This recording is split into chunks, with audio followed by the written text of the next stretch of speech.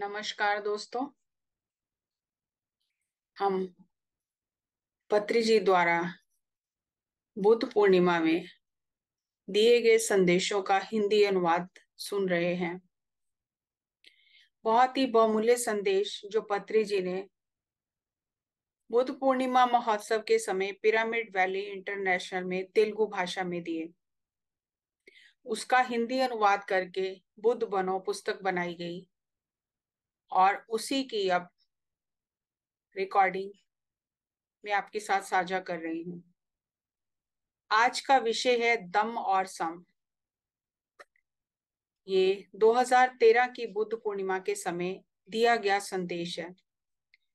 पत्री जी कहते हैं, शरीर पर नियंत्रण करना दम है और मन पर नियंत्रण करना सम है। जैसे संगीत में लय और श्रुति होती है, ऐसे ही अध्यात्म में दम और सम है। दम यानी शरीर पर नियंत्रण करना है, सम यानी मन पर नियंत्रण करना है। जहां शरीर है, मन भी वहीं पर होना चाहिए। शरीर पर नियंत्रण करने से मन पर नियंत्रण होता है और मन पर नियंत्रण करने से शरीर पर नियंत्रण होता है। शरीर और मन एक दूसरे पर निर्भर हैं और एक दूसरे को प्रभावित करते हैं। जब आप कोई भी काम करते हैं तो मन पूरी तरह से उस काम में केंद्रित होना चाहिए। जब आप हिंदोल राग बजा रहे हैं तो मन कल्याणी राग में नहीं जाना चाहिए। किसी ने बुद्ध से पूछा, ध्यान क्या है? बुद्ध ने कहा, जब आप चल रहे हो तो चलो, जब खा रहे हो तो खाओ। Walk when you walk, eat when you eat. उसने कहा, मैं तो ऐसे ही करता हूँ, इसमें क्या बड़ी बात है?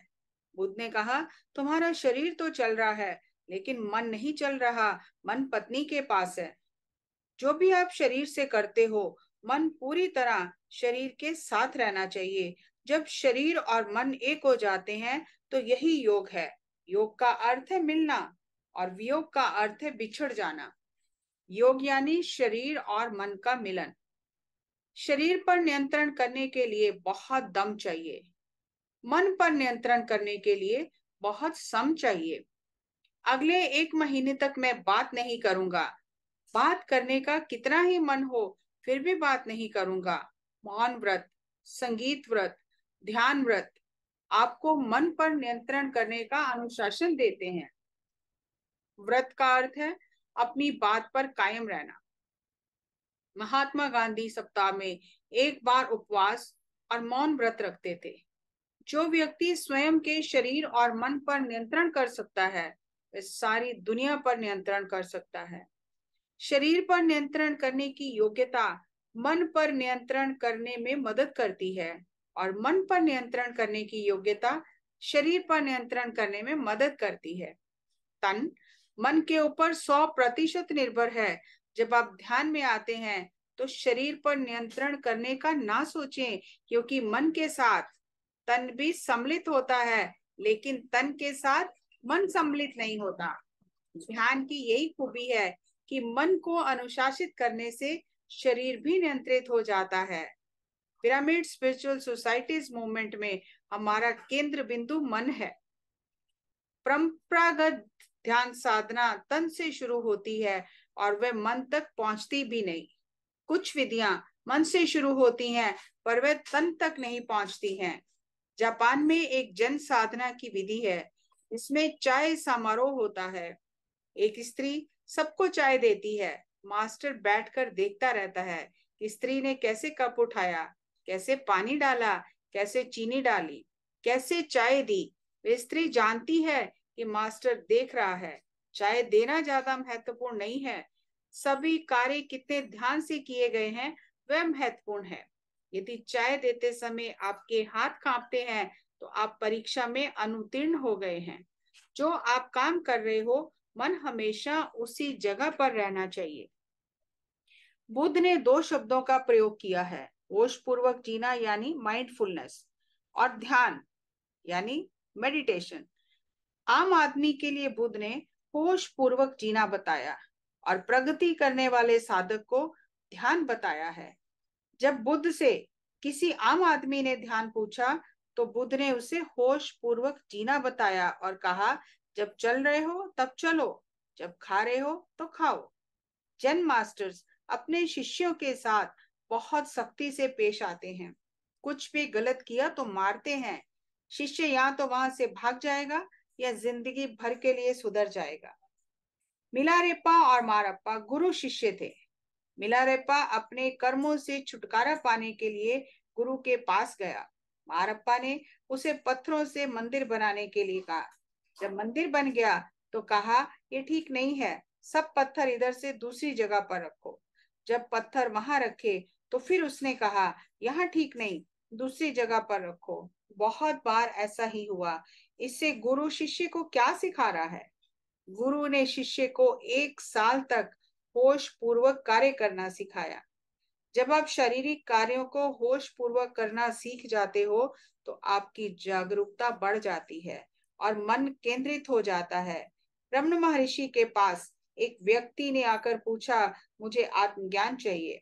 तो रमन महर्षि ने कहा, जब आप जागृत अवस्था में जागृत रहोगे तब सुषुप्ति और स्वप्न अवस्था में भी जागृत रहोगे। जब आप प्रकृति को देख रहे हो, संगीत सुन रहे हो, चल रहे हो, तो पूरी तरह होश पूर्वक रहो। जितना आप इस होश पूर्वक अवस्था का अभ्यास करोगे उतनी ही जल्दी आप ध्यान में जाओगे। ध्यान अर्थात मन का खाली होना। जब तक मन भरेगा नहीं तो खाली कैसे होगा? जीवन में सभी सफल व्यक्ति होश पूर्वक जीने का अभ्यास करते हैं। जब आप प्रकृति को देखते हो तो आपका मन तृप्त होकर भर जाता है। उसके बाद जब आप आंखें बंद करके अपनी सांसों को महसूस करते हो तो मन में जो भी विचार हैं वे हट जाते हैं और मन शून्य हो जाता है। बाहरी दुनिया से भीतर की दुनिया में जाने के लिए सांसें ही एकमात्र मार्ग है। जब मन विचार शून्य होता है तो ऊर्जा से भर जाता है। तब हमारा सूक्ष्म शरीर भौतिक शरीर से बाहर आ जाता है। आप अपने ही भौतिक शरीर को देखते हो और जान जाते हो कि आप शरीर नहीं, आत्मा हो। आप शरीर में हो पर शरीर नहीं हो। आप अपने बहुत सारे पूर्व जन्मों को देखते हो, तब ये जान जाते हो कि मेरा ये पहला जन्म नहीं है। आप सृष्टि के तथ्यों और रहस्यों को जानने लगते हो। बुद्ध से शिष्य ने कहा, आपने हमें सब कुछ बता दिया है, अब कुछ भी जानना बाकी नहीं है। बुद्ध ने कहा, इस पेड़ से थोड़े पत्ते लेकर आना। शिष्य अपने हाथ में पत्ते लेकर आया। बुद्ध ने पूछा, पेड़ में कितने पत्ते बाकी हैं? शिष्य ने कहा, अनगिनत। बुद्ध ने कहा, तुमने जो जाना है वे तुम्हारे हाथ में आए पत्तों जितना है। पूरा पेड़ जानना अभी बाकी है। सत्य सबके लिए एक ही है। सृष्टि में अनंत ब्रह्मांड हैं, हम थोड़ा ही जानते हैं, बहुत जानना बाकी है। यक्ष ने युधिष्ठिर से पूछा, इस संसार में सबसे अद्भुत क्या है? युधिष्ठिर ने कहा, हर मनुष्य अपने सामने लोगों की मृत्यु देखता है, फिर भी ये सोचता है कि वह नहीं मरेगा। जब आप अपनी मृत्यु के बारे में सोचना शुरू करते हो तो आपको स्वयं ही आत्मबोध हो जाता है। मृत्यु ही आत्मबोध की कुंजी है। बुद्ध से शिष्य ने पूछा, आत्मज्ञान प्राप्ति का क्या मार्ग है? बुद्ध ने कहा, हर पल ऐसे जियो जैसे ये आखिरी पल है। मृत्यु आत्मज्ञान की कुंजी है। यदि आप हर पल ऐसा जीना शुरू करोगे तो आप किसी के साथ ईर्ष्या, द्वेष, नफरत और ज्यादा धन इकट्ठा नहीं कर सकते। जब आपको पता है कि मृत्यु किसी भी क्षण आ सकती है तो आप वर्तमान में जियोगे। जब हमें पता है हम यहाँ से चले जाएंगे और कहाँ जाएंगे ये पता नहीं है, तो फिर चिंता किस लिए है? जब आप मृत्यु को समझ लेते हो तो कोई चिंता या आतुरता नहीं होगी। आप हर पल का सदुपयोग करोगे। हर एक बुद्ध का यही संदेश है, वर्तमान में जिए। नींद, ध्यान और मृत्यु एक समान है। नींद अस्थाई मृत्यु है, मृत्यु लंबी नींद है। ध्यान भी अस्थाई मृत्यु है। नींद, ध्यान और मृत्यु में हम शरीर के बाहर जाते हैं। ध्यान और नींद अस्थायी रूप से शरीर के बाहर आने का अनुभव है। मृत्यु स्थायी रूप से शरीर से बाहर आने का अनुभव है। नींद और मृत्यु अचेतन शरीर से बाहर आने का अनुभव है। ध्यान सचेतन शरीर से बाहर आने का अनुभव है। ये संदेश पत्री जी ने 2013 की बुद्ध पूर्णिमा के समय दिया। अगला संदेश अगले रिकॉर्डिंग में सुनेंगे। तब तक इसे सुनकर इस पर चिंतन करें और आत्मसात करें। नमस्कार, धन्यवाद।